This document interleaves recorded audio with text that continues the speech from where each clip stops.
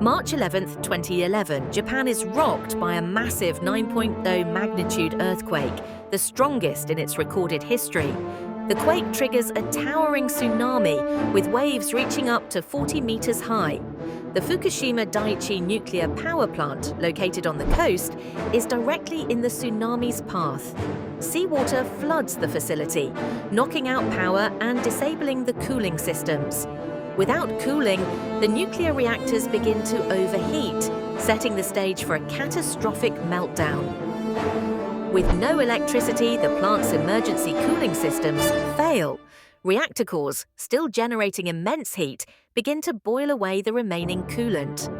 Hydrogen gas builds up inside the reactor buildings, creating a volatile situation. Then disaster strikes. Massive hydrogen explosions rip through the facility, blowing apart reactor buildings. Radioactive material is released into the air, spreading contamination across the region.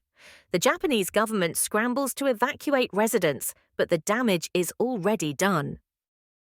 Radiation levels spike, forcing over 150,000 people to flee their homes. Entire towns are abandoned, left frozen in time. The government establishes an exclusion zone, a radioactive wasteland where life as it was ceases to exist. Contaminated water leaks into the Pacific Ocean, raising fears of long-term environmental damage. Meanwhile, workers at the plant risk their lives to contain the crisis, battling radiation exposure as they struggle to prevent further catastrophe.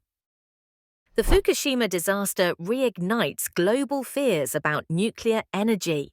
Countries like Germany accelerate plans to phase out nuclear power, while Japan shuts down its reactors for safety inspections. Investigations reveal critical design flaws and poor disaster preparedness at Fukushima.